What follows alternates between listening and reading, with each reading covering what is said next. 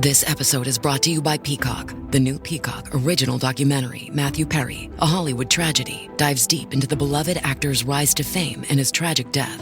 5 people, including Perry's personal assistant, 2 medical doctors, and an alleged Hollywood drug dealer known as the Ketamine Queen, were charged with conspiracy to illegally provide Perry with the ketamine. Explore the details of the case in this heartbreaking special, streaming now only on Peacock.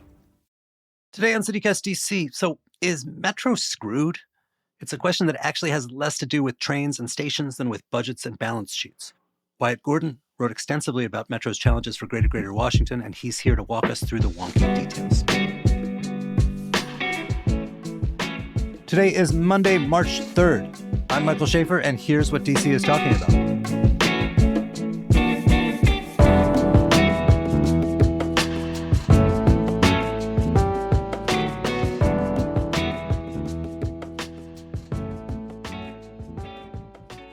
Hey, Wyatt. Pleasure to be here.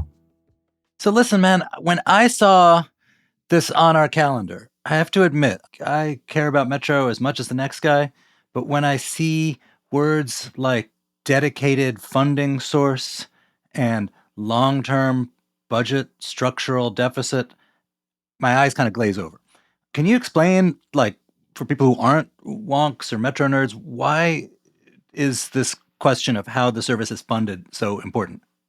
Yeah, and it probably also feels like Groundhog's Day to you because this question comes up every year. It's part of the annual calendar for the DMV to fight about the Metro and its funding. And it's sort of we go from, oh my God, it's a crisis, we're going to have to charge $20 to ride to Bethesda, to, well, we've averted that problem and we're going to expand service. So that further encourages people like me to kind of tune out that news. But you did a bunch of pieces last year that suggested I should absolutely not tune out this news. Yeah, I'm a huge nerd, so I love jumping into big problems like this. You're getting to the real heart of the problem is that WMATA and Metro is a paradoxical system. The Washington, D.C. region is one of the most prosperous regions in the entire world. 5 of the 10 most prosperous counties in all of America are in the Metro D.C. region. So it's not that there isn't the money. It's really just that Metro was set up in a way where this was always going to be a problem. It's the largest system in the entire U.S. that has no dedicated operating dollars, which means every single year it sets up this rhythm where by the end of the year, Metro has to let folks know this is what the doomsday scenario looks like if you don't give us the money, DC, Virginia, and Maryland. So that's kind of why. Can I back up for a second? Oh, for sure. People who don't follow news about Metro, they think, well, I go into Metro, I pay my money, I take a ride.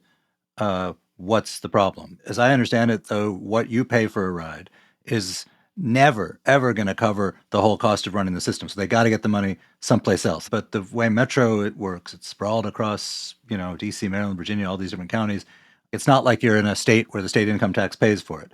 So they have to go tin cupping around every year. Is that basically the status quo right now? That's correct. And that's the way the system is operated for nearly 50 years now. I mean, the problem with Metro funding has been known from the jump. So Metro was created back in the 60s. Once service started running about a decade later in 1976, that was the year that you first saw the first report from a DC region think tank saying, hey, the fare revenue is not going to pay for this thing. And when the federal government built out the system, they were very optimistic in thinking that fare revenue would cover all of the costs of Metro. But they also had a bunch of huge blind spots, including that they never even thought about bus service. So there's no actual mention of how Metro Bus should be funded as well. So from the very beginning, the system was set up on pretty shaky footing.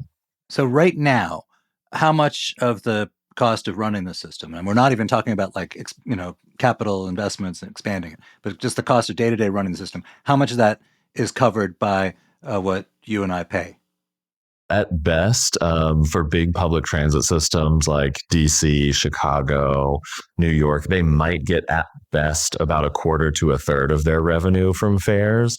But that's even a pretty huge anomaly across the US. So most transit systems you're looking at like in Richmond, Virginia, where I'm from, as fares are pulling in about 5% of the total revenue. So the thought that fares or increases on fares could close a budget gap that's projected to get as big as 1.25 billion, as with WMATA, it's just farcical. It doesn't make any sense. And even in WMATA's own numbers, they were looking, okay, if we wanted to raise fares to cover all the costs that we need to cover, they would be looking at 500% increases in fares.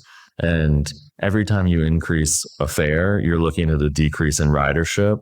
You can't assume that people are going to want to pay the same thing or pay even more for something that's not as good as it was before. So you just lose more and more people. And that's when we really start talking about death spirals. So historically, like you said, what you pay at the gate only covers a pretty small amount of it. The rest comes from taxpayers. There's a lot of good reasons why the taxpayers want to make that investment. It keeps cars off the road. It's for the greater good. It helps get workforces to jobs, which is good for the economy, blah, blah, blah. But what you write about is how sort of taxpayers is a complicated concept in a region that has a bunch of different governments and where one of the beneficiaries who has traditionally paid in some is Uncle Sam. Yeah, and the Metro board reflects how difficult this is. You've really got to think about funding the Metro and operating the Metro. You've got 4 big entities kind of tied in together in like a 3-legged man race. It's awkward, it's consensus building, and it's happening across Maryland, Virginia, DC, and the federal government, who all have a shared interest in the system being a success. But they don't necessarily have a long history of working together across the region to do what's best. People also get a little bit tribal about their own jurisdiction, and Maryland wants to make sure that Maryland gets the best deal out of it, the same way Virginia and DC do. So there's a lot of different interests, and it's also overlapping between localities and states. Northern Virginia and the state of Virginia have different interests in Metro funding, especially when you have a Republican governor like Glenn Youngkin. And then within Maryland itself, even though it's pretty unified Democratic rule, you have the Baltimore region feels neglected compared to the prosperous Washington suburbs. Why do they keep getting all the money for Metro when the rails in Baltimore are also falling apart? So there's a lot of overlapping constituencies and consensus building that has to happen to get Metro fully funded. So as of now, each year they go through this exercise where they need to get money from these different entities, which, as you say, is complicated. Like if I'm a Virginia legislator from like Roanoke or something, my constituents are going to say to me, whatever their politics, are going to say to me like, hey, how is this good for me? So right now, do they do it according to some ratio that Virginia is expected to kick in, X and Maryland Y and DC Z? Or is it just like whatever they feel like that year?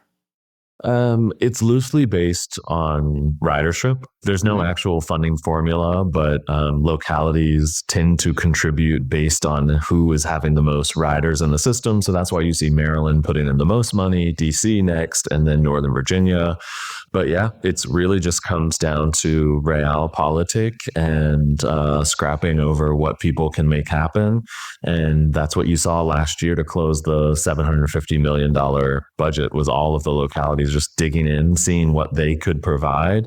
And ultimately they came together and did it, but it was a one-off thing and doesn't guarantee any future success.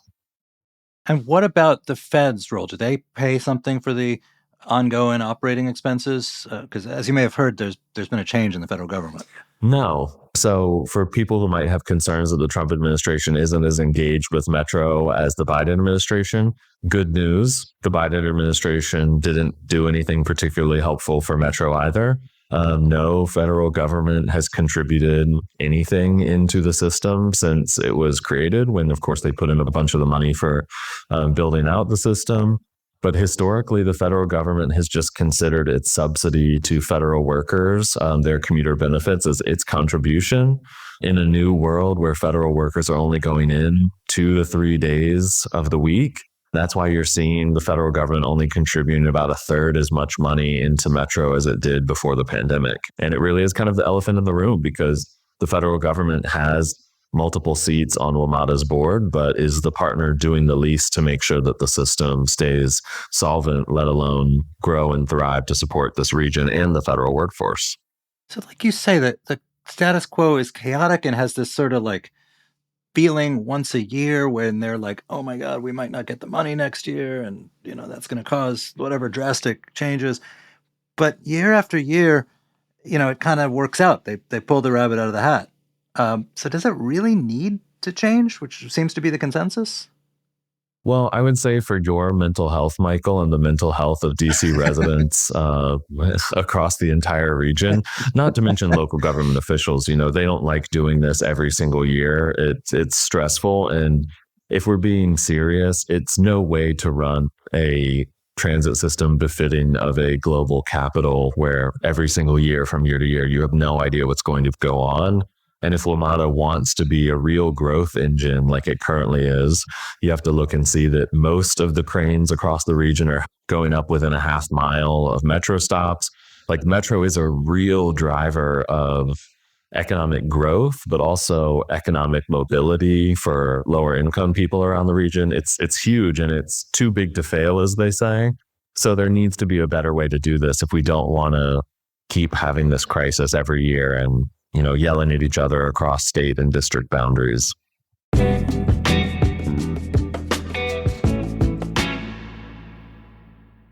Ever wondered why mosquitoes bite you? Or maybe you're curious about policy, like solving the housing shortage or bridging the digital divide. Or maybe you want to hear it all.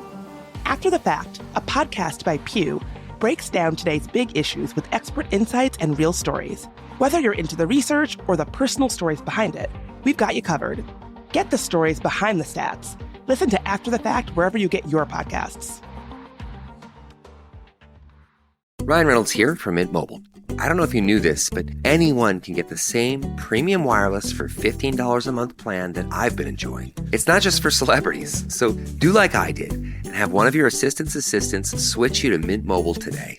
I'm told it's super easy to do at mintmobile.com/switch. Upfront payment of $45 for 3-month plan, equivalent to $15 per month required. Intro rate first 3 months only, then full price plan options available. Taxes and fees extra. See full terms at mintmobile.com. So local officials, through this umbrella organization, the Metropolitan Washington Council of Governments, there seems to be a pretty big consensus that we need to fix this, right? Which is to say, create some kind of thing, like a sales tax on this or a toll on that or whatever, where like it just kicks in money and like that is the money for Metro and they don't have to every year like write a bill saying we give you this much money. This has been a subject of great discussion among earnest wonks. Where is that in the real world right now? Yeah, so currently this is being headed, as you mentioned, by the Metropolitan Washington Council of Governments.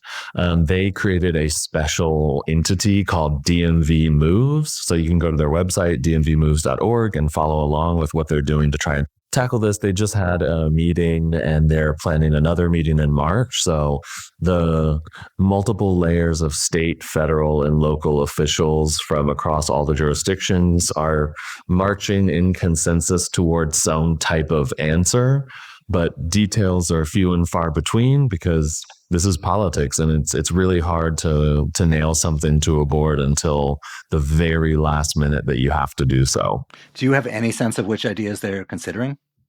Yeah, I mean, the most successful ways of doing this type of funding, you can kind of look at Sound Transit in Seattle. It's kind of widely known as being one of the best ways of doing it, but they go based off of vehicle registration, a gas tax, a sales tax. It's a very broad tax base because you want something that's not going to be volatile when there's a crisis. You want something that's stable across the whole economy. But those are also the real hard taxes to get politically because it takes a lot of political will to get those passed. And for Metro, it'll be no different because you're going to essentially have to have the General Assemblies of both Maryland and Virginia, as well as the city of DC, its city council, sign off on the exact same agreement. And depending on what the agreement entails, it might even require a relook at the charter that created Metro. And that would also bring the feds into the picture as well. So for the Seattle example, What you're saying is that every time someone registers a car or gasses up in Washington state, some, fraction of that, of whatever they pay, goes to the operation of this public transit system. Do you know, is it just in like the Seattle Metro, or does somebody across the state also wind up paying for it? You don't even have to go all the way across to Washington to see that this kind of system is already operating. This is how Virginia pays a portion of it. So there's a tax on rental cars across the whole Commonwealth, and a portion of that is attributed towards the Metro payment. It can be done in a lot of different ways, but that's the type of things that you're going to have to negotiate. And I think that'll be the type of thing that's going to be especially tricky in Virginia. DC and Maryland, a lot of the focus is on DC. Whereas in Virginia is so large and kind of diverse that it's frequently not looking to DC for its future as much as it is to other states like the Research Triangle and Charlotte down in North Carolina. So you have less of a state level consensus that Metro needs to be saved. And there is more of a resentment towards Northern Virginia as the wealthiest region, where it's kind of this attitude of, you guys are all rich anyway. Why can't you pay for Metro yourself? Why do we need the rest of the state to bail you out? So it's a lot of tricky regional politics going into this. In New York, they've just adopted this very controversial congestion pricing system where cars are assessed a fee for just going into town in Manhattan. That's supposed to fund transit. Is there any notion of something like that in Washington? Yeah, so the idea of a congestion relief zone or decongestion pricing, basically putting a fee on vehicles that enter a certain area in order to both reduce traffic, but also to generate funding for alternative ways for people to get around. It's an idea that is already happening across the globe in places like Stockholm, Milan, Tokyo. New York, as you mentioned, just started this. But it's not a new idea to DC either. And DC's Department of Transportation undertook a study that was supposed to be released back in 2020 legally, and the mayor's office just never released the study. So we don't have the types of numbers or an idea of what the zone would be in DC. But this has been thought about in DC as well as a way to help pay for Metro.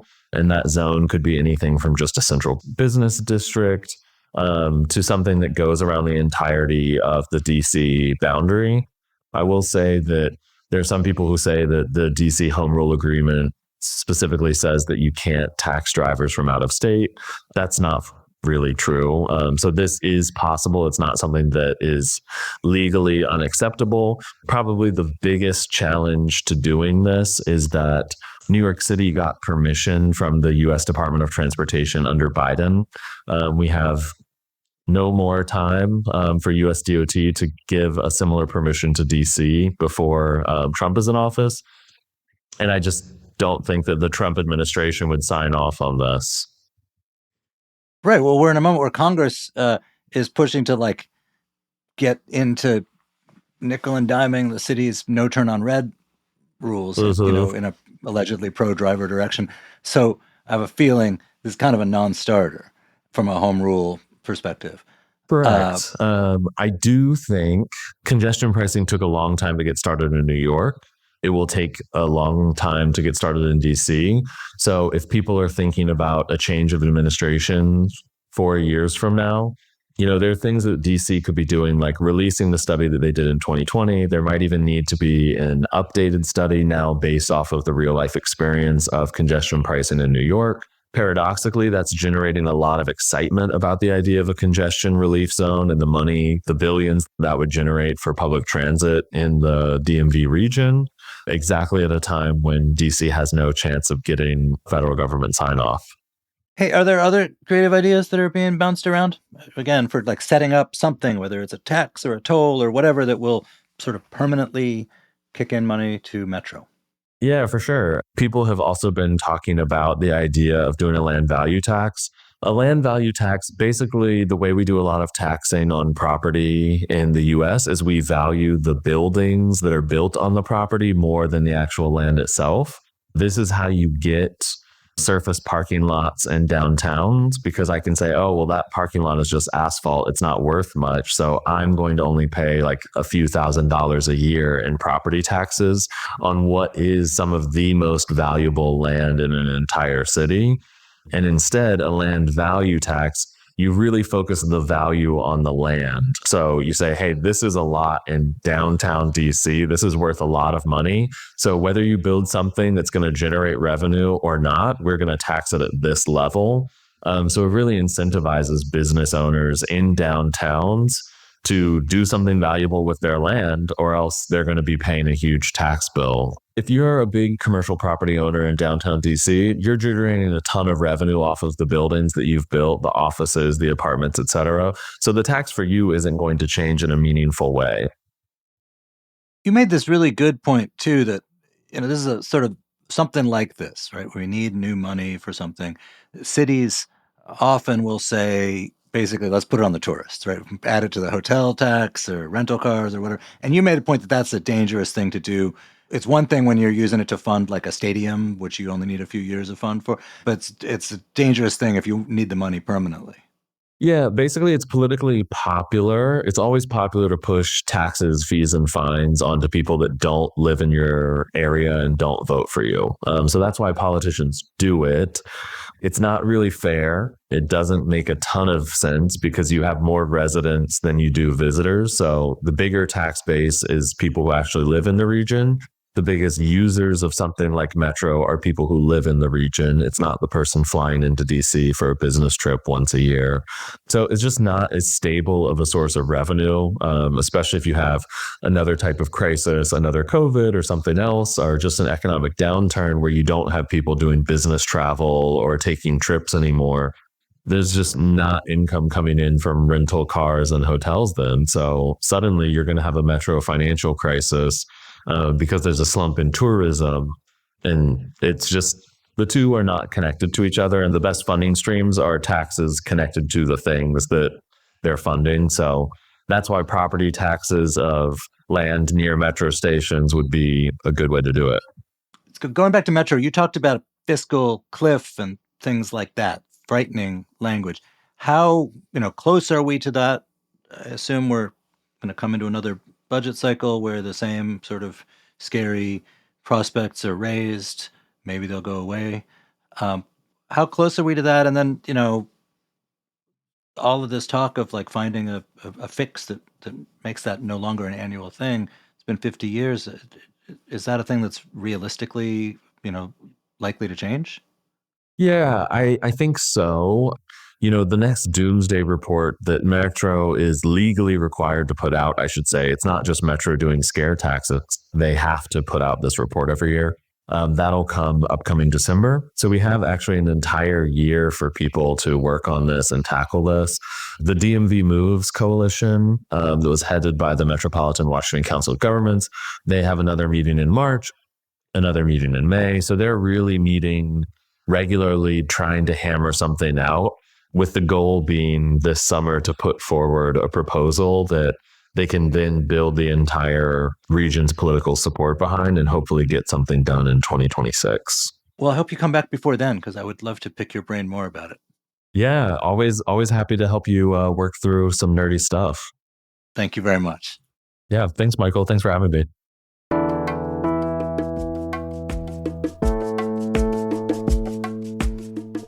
And that's all for today here on CityCast DC. If you enjoyed the show, why not tell a friend, rate the show, leave us a review, and subscribe to our morning newsletter.